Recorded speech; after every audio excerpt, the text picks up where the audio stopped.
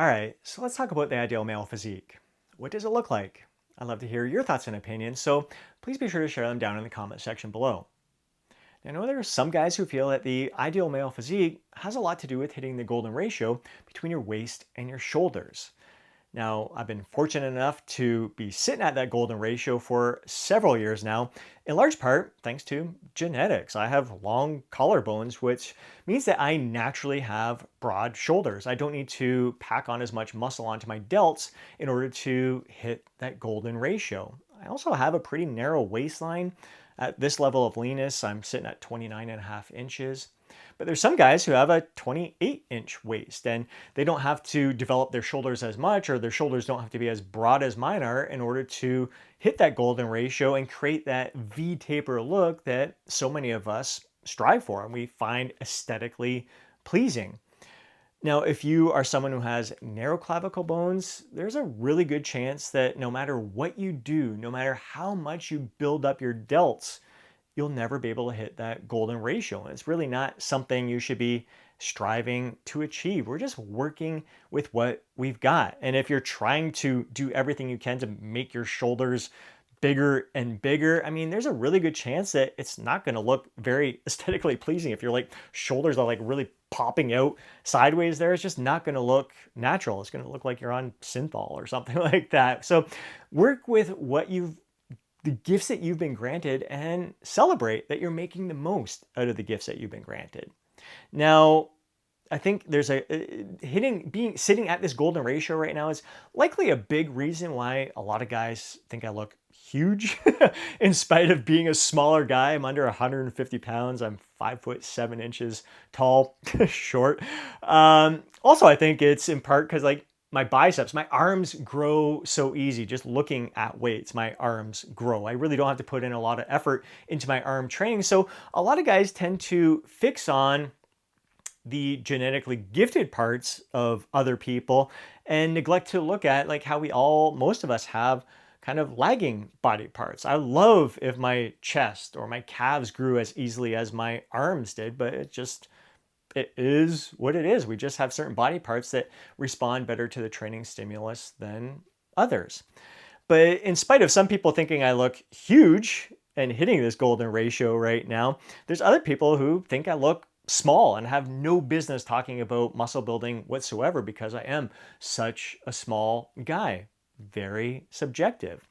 And in spite of some guys thinking that the ideal male physique has a lot to do with hitting this golden ratio, there's some guys who think that I looked a lot better when I wasn't at the golden ratio, when I was carrying around a lot more fat around my midsection. Even my ex-wife was one of those people. Like she thought I looked better, was more attractive at that higher body fat percentage. And speaking of which, there's some guys who feel that the ideal male physique has a lot to do with your body fat percentage. Some guys feel that 15% body fat is the ideal male physique, which very well may likely be. I think most guys look incredible at 15% body fat. Most guys feel their best at 15% body fat.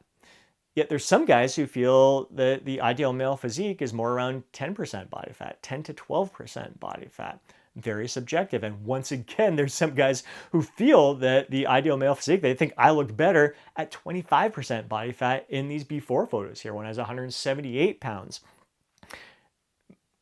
And think of kind of how ridiculous that is. If we're going for appearance there, 25% body fat, some people think I look best there, and that's where I want to stay because some people think I look best there.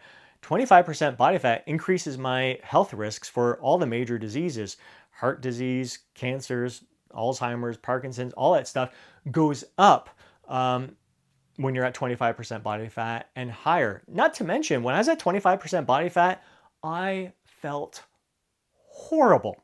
Horrible. I mean, I felt full and bloated all the time. I was walking around feeling uncomfortable all the time. I had acid reflux all the time, especially when I went to bed.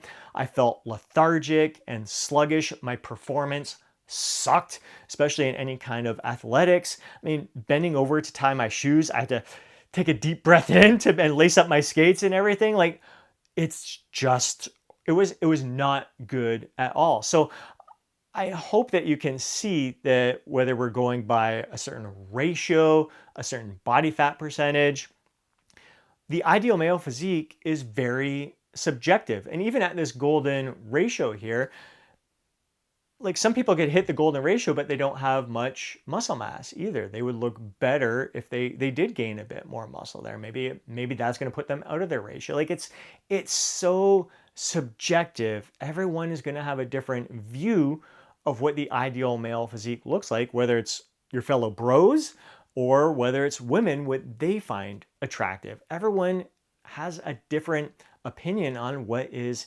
aesthetically pleasing, what is attractive. So we're never going to please everybody, and we should never try to please even the majority of people. The message I've really been trying to get across is that I do think vanity, going after vanity goals, aesthetic goals, has value to it. It really played a key role in me embracing this lifestyle, making the most out of this lifestyle. But if we focused more on thriving, feeling our best, going after where we're the healthiest, where we experience the most zest and vitality in life. Like a lot of people think I look better, just a few pounds heavier than I am right now, but I know I move my best and feel my best. I'm already feeling better just dropping 2 pounds here.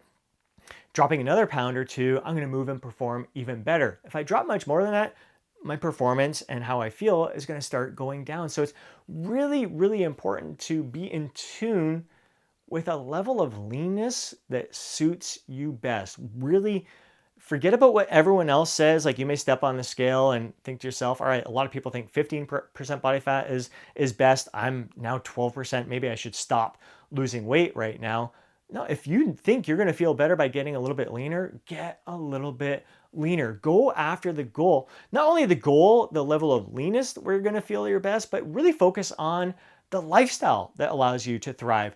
When you're focused on the process, doing the things day in and day out that allow you to thrive, getting a great night's sleep, fueling your body with foods that not only nourish you, but that you enjoy, you gain value. And that includes if you enjoy alcohol a little bit in moderation, being responsible with some of the processed foods there. Activities that allow you to thrive, the right balance of activities that allow you to thrive. Because a lot of people will be overactive, that beats them down, runs them into the ground. That's not thriving. So focus on designing your lifestyle in a way that brings the best out of you, that allows you to live your life to the fullest and allow your physique. It's going to end up where it ends up. It is what it is. What's most important, don't lose sight of, is feeling your best. No one else can tell you that. It doesn't matter when everyone else is going to have a different opinion of where you're at. Some people are going to think you do look your best where you're at right now. Others aren't going to. That's okay. You may not even think you look your best at this point. I think I look better having a little bit more body fat on me, but I know I move better, feel better, and perform better being a little bit leaner. And again, it's a matter of focusing on certain areas. Like I wish my face and my head wasn't so lean. I wish my face could stay pudgy and all that stuff as I'm getting leaner here, but it is what it is. Like we're just working with what we've got. So I encourage you to, it's okay, have those aesthetic goals, especially if it builds momentum and gets you into this lifestyle here, but never lose sight of the most important thing, which is feeling your best, being your healthiest version of yourself, and having that zest and vitality that really allows you to thrive in all aspects of life.